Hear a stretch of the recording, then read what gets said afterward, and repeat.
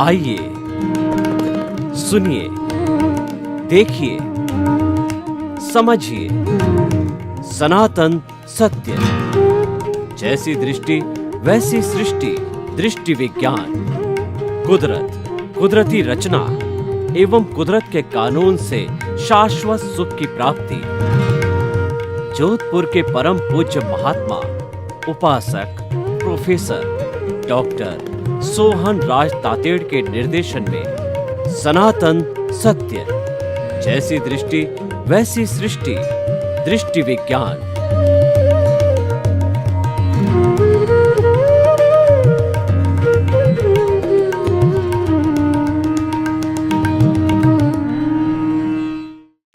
भाई और बहनों, आज का अति उत्तम विषय मानव जाति एक है।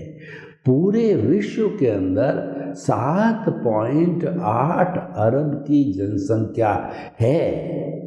उसके अंदर हरेक की बुद्धि अलग अलग है, जिसको कहते हैं मुंडे मुंडे मतिर भिन्ना। हरेक के विचार अलग अलग है, फिर भी मानव जाति एक है। तो इस एपिसोड के अंदर हम आपको वो सूत्र देंगे, वो मुख्य बातें बताएंगे कि मानव जाति एक कैसे है। सबसे पहला देखिए कि 7.8 अरब की जनसंख्या है, उसके भीतर प्रभु विराजमान है, जिसकी शक्ति से कोई भी व्यक्ति मन वचन काया का कार्य करता है, हाथ हिलाता है, पाँव हिलाता है, गाड़ी ड्राइविंग करता है और जो स्पीच देता है और गृहिणी कार्य करती है। कोई भी कार्य जो है वो भीतर विराजमान प्रभु की ताकत से होता है। प्रभु हैं तो हम सब कुछ हैं, प्रभु नहीं तो हम मुर्दे हैं, हमको शमशान में जला दिया जाता है। तो सबके भीतर विराजमान शुद्ध आत्मा भगवान, मूल स्वरूप वाला द्रव्य भगवान एक सा ही है। उनको निर्दोष दृष्टि से दर्शन कर मैं नमन करता हूँ। वो परमात्मा है। अभी परमात्मा बने नहीं हैं, लेकिन बनना है। मनुष्य को लक्ष्य बनाना है कि मुझे परमात्मा बनना है, लेकिन मूल रूप से वो सब में एक समान है।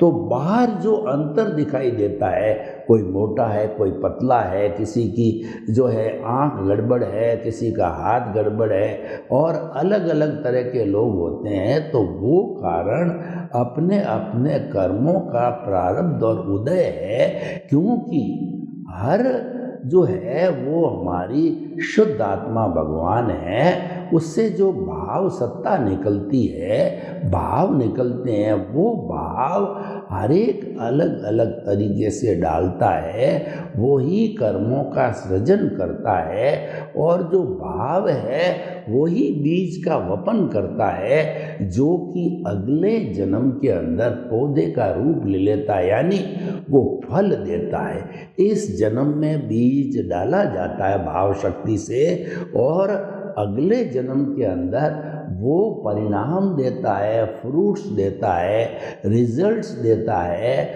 वो उदय और प्रारब्ध है, और वो हिसाब है, वो लेना है, वो देना है, वो डेबिट है, क्रेडिट है। और ये सारा लेने देने का जो काम करती है वो हमारी कुदरत है, वही संजोग जुटाती है। जब कोई लेता है, कोई देता है, सारा द्रव्य क्षेत्र काल भाव के आधार पर संजोग इतने जो है मनुष्यों का हिसाब लेन देन करने में सहयोगी होती है।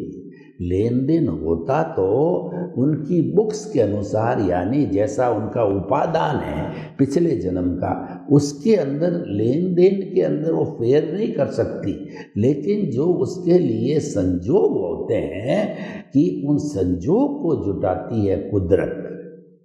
तो भाई और बहनों, इस दृष्टि से मानव जाति एक है। दूसरा, जितने भी मानव है विश्व के अंदर, उनका खून निकाल करके देख लीजिए, हर एक का खून लाल होगा। किसी का भी सफ़ेद काला पीला खून नहीं होगा, तो सबके खून एक जैसे हैं तो फिर मानव जाति एक जैसी हो गई। दूसरा, ये मानव के भीतर की रचना को देखिए कि भगवान ने 2 पार्ट में सिमिट्रिकल बनाया है। कोई भी 84 लाख जीवा योनि के प्राणियों में मनुष्य जैसा प्राणी नहीं है जो सिमिट्रिकली ऊपर से नीचे दोनों लेफ्ट राइट साइड में एक है, सिमिट्रिकल बनाया है। ऐसा सिमिट्रिकल प्राणी मनुष्य को छोड़ के कोई नहीं है और सबकी एक सी रचना है, इसीलिए मानव जाति एक है। और देखिए कि जो मानव जाति है वह जो है सर्वश्रेष्ठ जीवन कहा गया है कि ये मानव है वही शाश्वत सुख की नींव लगा सकता है और शाश्वत सुख को प्राप्त कर सकता है, उसके अलावा प्राप्त नहीं कर सकता। और हर मानव को स्वतंत्रता है कि वो प्राप्त कर सकता है।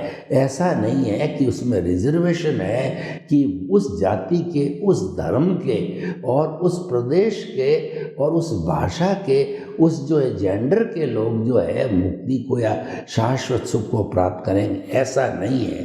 कोई रिजर्वेशन नहीं है। हर जो आत्मा के अंदर अर्हता है। बात यह है कि उसके साथ जुड़ा हुआ अज्ञान समाप्त करना पड़ेगा।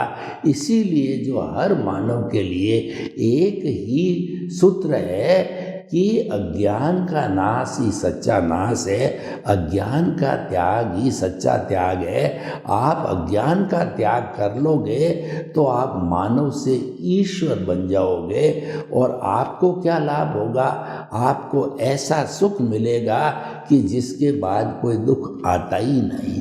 वर्तमान हम जो है, जो हम कहना चाहिए कि सांसारिक आत्मा है, हमारे साथ क्या तकलीफ है?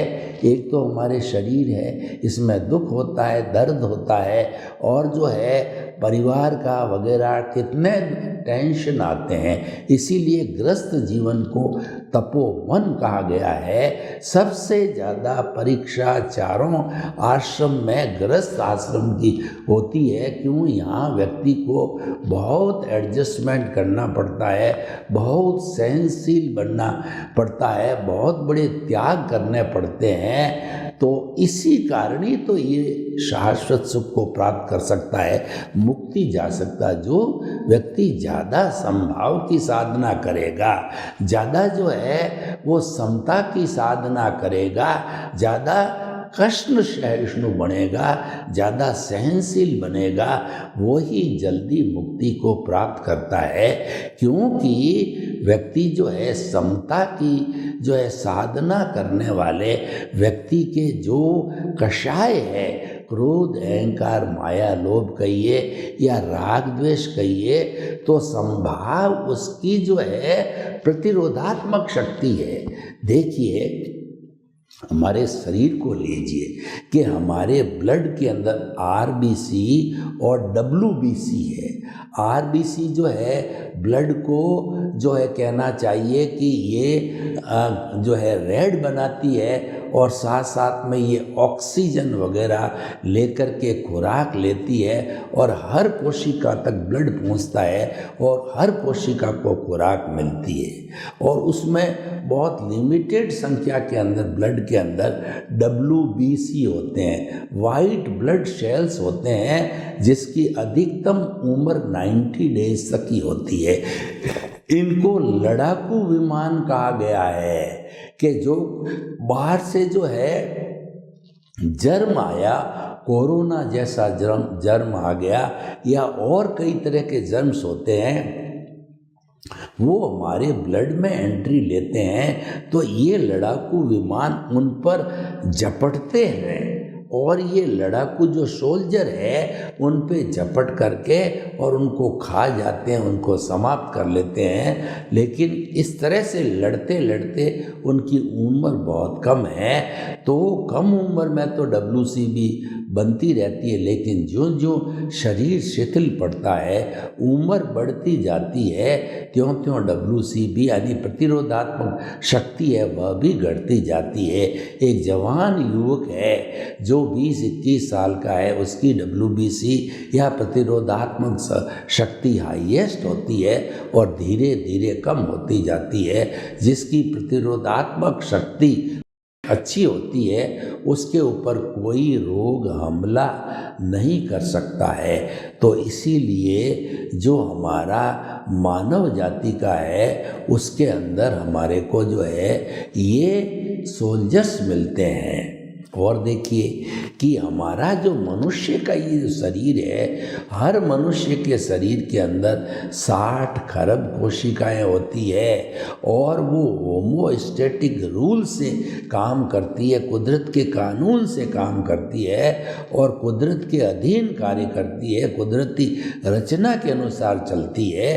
क्योंकि कुदरत उनकी मालिक है, क्रिएटर, ऑपरेटर और डिस्ट्रॉयर है। तो देखिए कि जो है वो कोशिकाएं किस तरीके से काम करती है। मान लीजिए कि मेरे जो है वो सिर में दर्द हो रहा है तो मैं एनासिन या सेरिडॉन कोई भी दवाई जो है पेन किलर को मैंने जो है गले के साथ उतारा, वो ब्लड में मिली, तो जहाँ पर दर्द है उसी जगह की जो कोशिकाएं हैं उनके मुंह को रिसेप्टर कहते हैं, वो मुंह खोलेगी और जो है खुराक के साथ के अंदर वो जो है पेन किलर को ले लेगी और बाकी जिस जगह पे दर्द है उस जगह को छोड़ करके पूरे शरीर के अंदर जो ये आएगा जो है वो पेन किलर वो नहीं लेती है।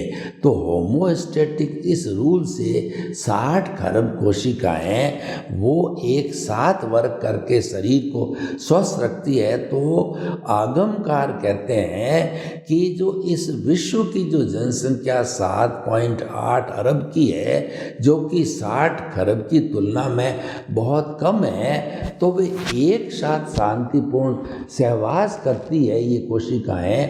तो क्या 7.8 अरब की जनसंख्या जो है एक साथ शांतिपूर्ण सह अस्तित्व से और भातृत्व भाव से, भाईचारे से इस पृथ्वी पर सभी एक साथ निवास नहीं कर सकते क्या? जबकि नेचर माँ कहती है कि मेरे पास में जितने भी 84 लाख जीवा योनि के असंख्य अनंत प्राणी हैं, उन सब का भरण पोषण करने के लिए मैं कॉम्पिटेंट हूँ और मैं उन सब का भरण पोषण पृथ्वी, जल, अग्नि, वायु और आकाश जो मेरे 5 घटक है, जो मेरे 5 पुत्र पुत्रियां हैं, उनकी सहायता से सबका मैं इलाज करती हूँ। यानी हर प्राणी के अंदर ये 5 द्रव्य तत्व मिलेंगे और ये पंचभूत का पुतला जब जो है इसका आयुष्य समाप्त हो जाता है, इसका हिसाब पूरा हो जाता है, तो ये पंचभूत का पुतला, पंचभूत यानी पृथ्वी, पृथ्वी में जल, जल में अग्नि, अग्नि में वायु, वायु में और आकाश, आकाश में, ये उसके अंदर विलीन हो जाता है। इसीलिए हमारी इस नेचर माँ की जो एनर्जी है, जिसको कि आइंस्टीन ने फॉर्मूला बनाया कि E=mc²। E का मतलब पूरे ब्रह्मांड की एनर्जी, M का मतलब पूरे ब्रह्मांड की मास और C कांस्टेंट है, तो वो कभी भी नहीं बदलती, हमेशा एक सी रहती है। मात्र जो है इस एनर्जी का इन प्राणियों के लिए, जीवित प्राणियों के लिए रूपांतरण होता है। ठोस द्रव में बदलता है, द्रव गैस में बदलता है, गैस वाइब्रेशन में बदलती है और ये वाइब्रेशन से ही सारा जगत है वो चलता है। एक परिंदा भी जब पर मारता है तो सारा ब्रह्मांड प्रभावित होता है, परंतु वो इतना जो कहना चाहिए माइन्यूट है कि सब तक वो प्रभाव नहीं फैलता है। बाकी आज मैं बोल रहा हूँ, ये मेरी आवाज़ वाइब्रेशन से, कैमरे से ऑडियो वीडियो बन करके, और ये उसी जो है वो कहना चाहिए कि वाइब्रेशन के सिद्धांत से जो लोग फिजिक्स पढ़ते हैं cos theta sine theta, wave length, और दूसरा जो है वो वेव फ्रीक्वेंसी, सबको मध्य, और साइनोसोडल वेव, इन सबको मध्य गज रखते हुए ये जो है आज मेरी आवाज़ है पूरे विश्व के अंदर यूट्यूब के माध्यम से और इंटरनेट के माध्यम से, टीवी के माध्यम से, और हमारा जो ऊपर सैटेलाइट है उसके माध्यम से पूरे विश्व के अंदर वाइब्रेशंस के सिद्धांत पर चली जाती है। ये इसीलिए पूरा ब्रह्मांड वाइब्रेशन से बना हुआ होता है और इसमें नेगेटिव और पॉजिटिव एनर्जी दोनों तरह की होती। आप क्या डिमांड करते हो? आप नेगेटिव सोचते हो तो जो है कुदरत आपके पास में नेगेटिव जो है वाइब्रेशंस भेजती है। आप पॉजिटिव सोचते हो किसी के लिए, खुद के लिए, तो पॉजिटिव वाइब्रेशंस भेजती है। क्योंकि ये जो है कुदरत की जो ड्यूटी है, कुदरत की संजोग जुटाना, द्रव्य क्षेत्र काल भाव जुटाना समस्त प्राणियों के लिए कुदरत की जो ड्यूटी है। तो हम जो सारी जो मनुष्य जाति है कितने भाग्यशाली हैं कि एक वसुधा की संतान है, एक नेचर माँ की संतान है।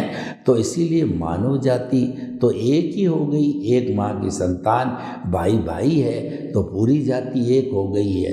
तो भाइयों बहनों, हमें यही मान के चलना है कि मानव जाति एक है। इसका अर्थ हो गया कि हमारा सभी मानवों का जीवन है वो सामाजिक जीवन है। इसीलिए कहा गया कि मनुष्य एक सामाजिक प्राणी है, वो समाज के बिना एक मिनट भी नहीं जी सकता। पशुओं का भी समाज होता है, उसको समझ बोलते हैं, एक मात्रा का अंतर होता है। पक्षियों का भी समाज होता है। हमारे देश के अंदर सर्दी के मौसम में कुरजा वगैरह जो है ये पक्षी आते हैं कई देशों से, ये हमेशा एक लाइन में आते हैं, ये उनका समाज है। समाज में उनकी सुरक्षा रहती है। समाज के अंदर परस्पर उपग्रह जीवानाम का सिद्धांत लागू होता है, गिव एंड टेक का फॉर्मूला लागू होता है। आप सहयोग दीजिए और सहयोग लीजिए। अकेला आदमी सारा उसकी नीड, रोटी, कपड़ा, मकान, शिक्षा, चिकित्सा है, वो अकेला व्यक्ति जो है ये प्राप्त नहीं कर सकता। ये कई लोगों के जो है सहयोग से आती है और वो उपयोग सभी पूरी मानव जाति करती है। तो हमें जो है सामाजिक जीवन में ये मान के चलना चाहिए कि मानव जाति एक है, तो हमें जियो और जीने दो का सिद्धांत लागू करना चाहिए। भगवान महावीर ने कहा कि जियो और जीने दो, यानी आप भी जियो, पड़ोसी भी जिए, और गांव वाले जिए, देश वाले जिए, विश्व वाले सभी लोग जो है शांतिपूर्ण सहवास करें। भगवान महावीर ने तो यहाँ तक कहा है कि अपना सच में से जा मैतिंग भुए सु कप्पे, कि जो है आप मुझे मानो या न मानो, आप मुझे जानो या न जानो, लेकिन जो रास्ता मैंने अख्तियार करके तीर्थंकर बना है, 12.5 साल की तपस्या करके, सारा अज्ञान को समाप्त करके, जैसा मैं जो केवल ज्ञानी बना, तीर्थंकर बना, वो आप भी बन सकते हो। आप वो रास्ता एडॉप्ट करो। तो वो रास्ता क्या है कि अपना सच में से जा मैतिंग हुए सु कप्पे, समस्त प्राणियों के साथ में मित्रता करो।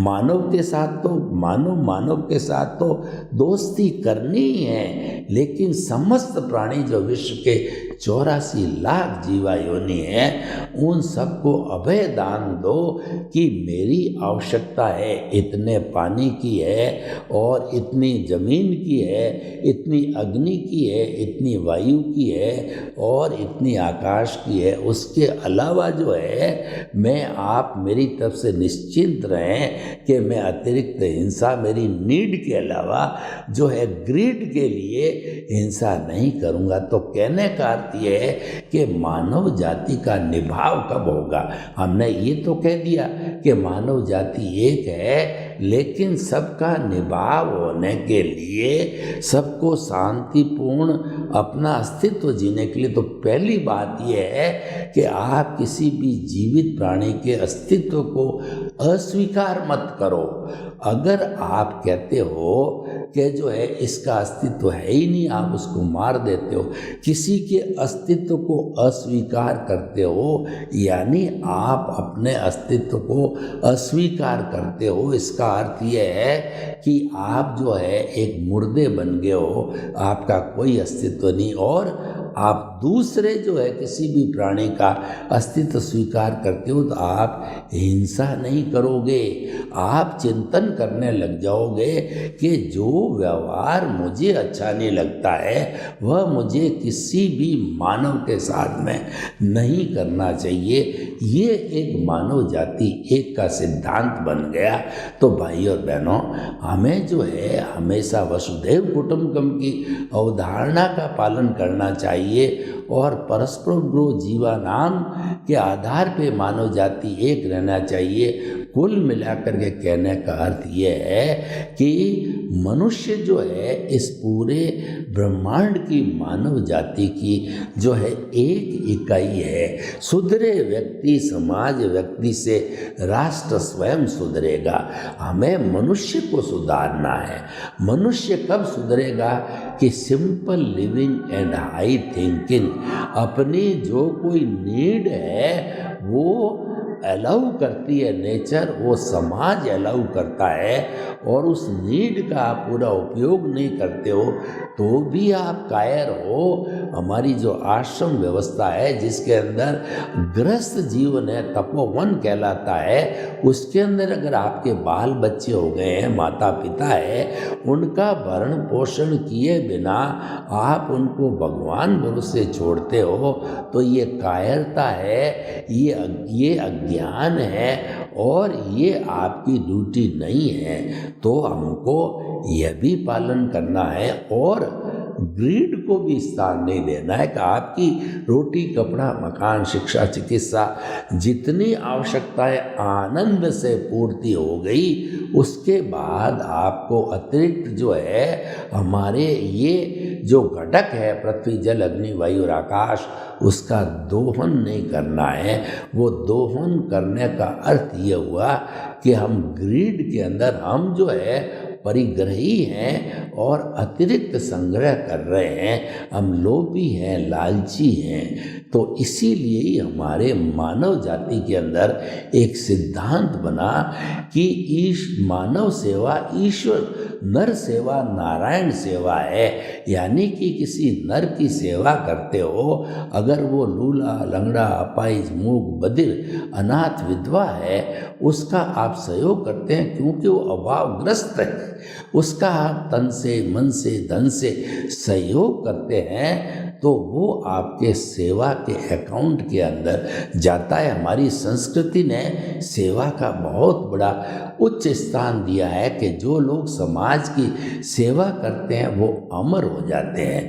The persons who contribute the society those are the immortal persons. बाकी जो व्यक्ति स्वार्थ की नीति से चलता है, यानी मौज मजा मस्ती, अधिक संग्रह करना, आवश्यकता से अधिक, जो लोभ में, हवश के अंदर, ग्रीड में चला जाता है, वो तो एक रूटीन का जीवन है, आया राम गया राम। और उनका पैसा या तो उनकी संतान होती तो वो मौज मजे गुलछड़े उड़ाते हैं, या कोई उनको दबा लेता है वो गुलछड़े उड़ाते हैं। लेकिन उसके अर्जन का जो अनैतिक रूप से किसी ने लालच करके अर्जन किया है तो वह भुगतान तो उसी का ही होगा। उसके लिए हमारे एक जैन जो है, हमारे एक जो है वो बहुत बड़े जो है कवि हुए हैं और बहुत बड़े साधु हुए हैं, पीपा जी।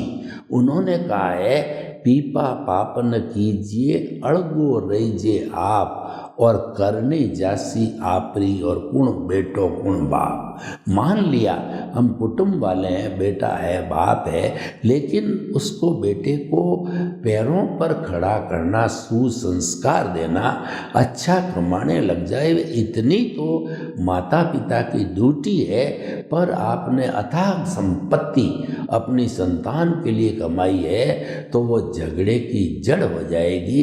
अगर आपको भाग्य से, पुण्योदय से, नैतिकता से संपत्ति ज़्यादा मिलती है तो धन की 3 गतियाँ बताई गई है कि पहली गति तो ये है कि आप अपने परिवार के लिए, रिलेटिव्स के लिए जो है उसका उपयोग करो, और दूसरी गति ये बताई कि आप समाज के अभावग्रस्त लोगों को अधिक से अधिक डोनेट करो, दोनों हाथ से उसको उस संपत्ति का विसर्जन करो। और इसके बाद अगर आप नहीं करते हो तो ऐसा बताया जाता है कि एक समय आने पर वह संपत्ति ऑटोमेटिकली विनाश हो जाती है। और ऐसा भी कहा जाता है कि तीसरी पीढ़ी होती है वो उसका संपत्ति का विनाश करने वाली आती है। तो भाई और बहनों, ये सारा जो हमारा एक सामाजिक परिप्रेक्ष्य है, तो सामाजिक क्योंकि विषय सामाजिक है कि मानव जाति एक है, तो हमने सारी चीज़ सामाजिक रूप में आपके सामने प्रस्तुत की है। तो हमें ये संकल्प लेना चाहिए कि हम अपना इच्छा परिमाण करें, जिस चीज़ की हमारी आवश्यकता हो, पारिवारिक आवश्यकता, व्यक्तिगत आवश्यकता, और मान लीजिए कि आप जो है गृहस्थी हो तो आपके लिए तो अतिथि देवो भव भी हो जाता है, अतिथि की सेवा करनी पड़ती, राज्य है, देश है, और उनका सहयोग करना पड़ता है, तो वो सब जायज़ है। इसके अलावा इच्छा परिमाण करो। सर्वे भवन्तु सुखिनः, सर्वे सन्तु निरामया, लोक के जीवों को सुख मिले, शांति मिले, आनंद मिले, प्रेम मिले, सौहार्द मिले, और मानव जाति एक रह करके सबके अस्तित्व को स्वीकार करते हुए हम सुख के साथ निवास करें। आपके प्रति मंगलवान।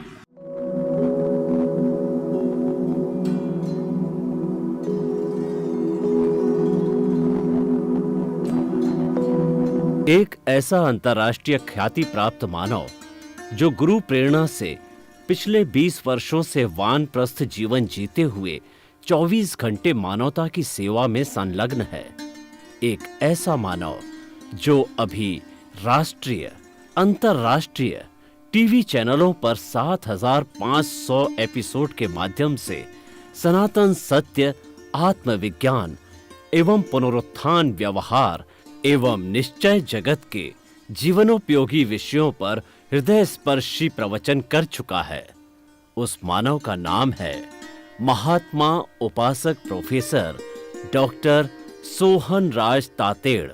प्रोफेसर तातेड़ द्वारा योग, दर्शन, शिक्षा विषयों पर रचित पीएचडी स्तर के 250 शोध ग्रंथ भारत के 100 प्रतिष्ठित विश्वविद्यालयों में शोधार्थी पढ़ रहे हैं, तथा वे सभी शोध ग्रंथ वहां की सेंट्रल लाइब्रेरियों में उपलब्ध हैं। महात्मा सोहन राज ने अभी तक हजारों स्कूलों, कॉलेजों, विश्वविद्यालयों एवं संस्थाओं में सेमिनार, वर्कशॉप, कैंप लगाकर लाखों विद्यार्थियों को योग, दर्शन, शिक्षा का प्रशिक्षण देकर उन्हें सुसंस्कारित किया। डॉक्टर तातेड़ ने भारतीय संस्कृति उत्थान के 4000 से अधिक समसामयिक विषयों पर आर्टिकल लिखकर ऑनलाइन जर्नल, पत्रिकाओं, वेबसाइट्स पर प्रकाशित किया, जिसका उपयोग लाखों पाठक कर रहे हैं। उपासक तातेड़ के 5000 से अधिक आज का सुविचार, आज का शुभ संदेश, आज का मंगल भावना योग आदि चिंतन websites, Twitter, blogger, Facebook, YouTube माध्यमों से लाखों लोग अपना जीवन निर्माण कर रहे हैं। मानवता के मसीहा ऐसे महामानव महात्मा सोहन राज तातेड़ के प्रोफाइल को अभी तक विश्व के 20 लाख दर्शक यूट्यूब पर, 12 लाख गूगल पर एवं लाखों दर्शक फेसबुक, ब्लॉगर, ट्विटर और इंस्टाग्राम पर देख चुके हैं।